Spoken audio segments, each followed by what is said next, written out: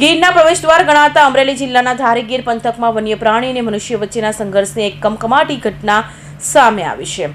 ધારી તાલુકાના માણાવાવ ગામની સીમમાં એક પરપ્રાંતીય શ્રમજીવી પરિવારના 5 વર્ષના માસૂમ બાળક પર સિંહણે હુમલો કરી તેને મોતને ઘાટ ઉતાર્યો. જો કે ઘટનાની ગંભીરતાને જોઈ વન વિભાગે તાત્કાલિક એક્શન મોડમાં આવી હુમલાખોરોને સિંહણને કેદ કરી દીધી છે.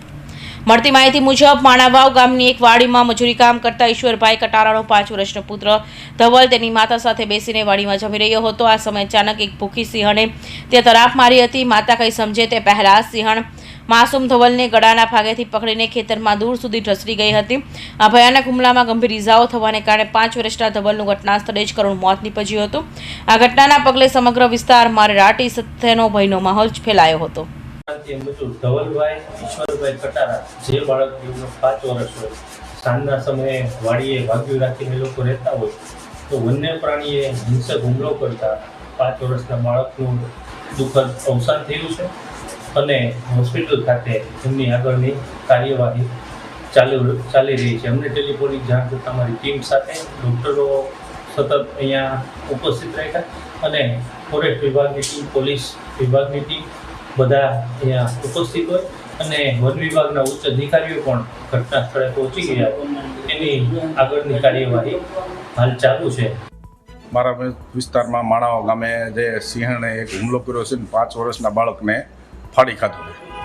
એને આજરોજ દવાખાને લઈને આવ્યા એટલે મને ફોન આવ્યો એટલે હું આજરોજ દવાખાને હાજર છું. પછી બીજા નંબરમાં કે અગાઉ જે બનાવ બન્યો હતો ગોપાલ ગ્રામમાં, ત્યારે પણ સિંહણે જ મારણ કરેલું હતું. પણ આ વન્ય પ્રાણી બતાવીને ખોટા પંચરો કામો કરીને જંગલ ખાતું છે એ બધું હાવ ખોટું લોલમ લોલ હાકીને દીપડાને એકવાર પૂરી દેશ પાંજરે અને દીપડાને પછી છૂટો મૂકી દે છે. બાકી ગઈ વખતે જે ગોપાલગ્રામમાં બનાવ બન્યો હતો ત્યારે પણ સિંહણ હતી. આજરોજ આ જે બનાવ બન્યો છે ત્યાં પણ સિંહણ જ હતી. એના માતા પિતા વાલીઓ બધાએ કીધું કે સિંહણ છે. એટલે થોડુંક મારી સરકારને વિનંતી છે કે આમાં થોડુંક ધ્યાન દે. હું રહ્યો તો ગામ પાસે બરાબર. આમાં પછી એ રહેતા તો ઓલીવાડીએ, એ મારો ભાઈ ઈશ્વર મોટો, એ ઓલીવાડી રહેતા ને હું ગામમાં રહેતો હતો. ઈશ્વર આવ્યો હાજે ગામમાં અને એના મમ્મી ને એ છોકરો રહેતા હતા ઓલીવાડીએ બરાબર. હાજે સણ્યાનો ઓળો હીકીને ખાતા હતા. સિંહણ આવી એટલે છોકરાને ઝડપાટે ઉઠાવી ગઈ બરાબર.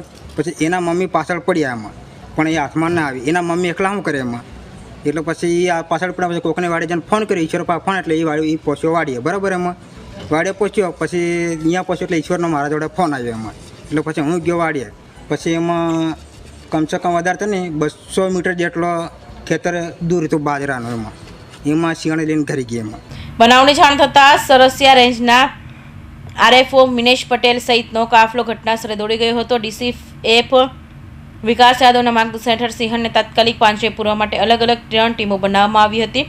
વન વિભાગને વાડીની ચારે તરફ વ્યૂહાત્મક રીતે પાંજરામાં ગોઠવ્યા હતા.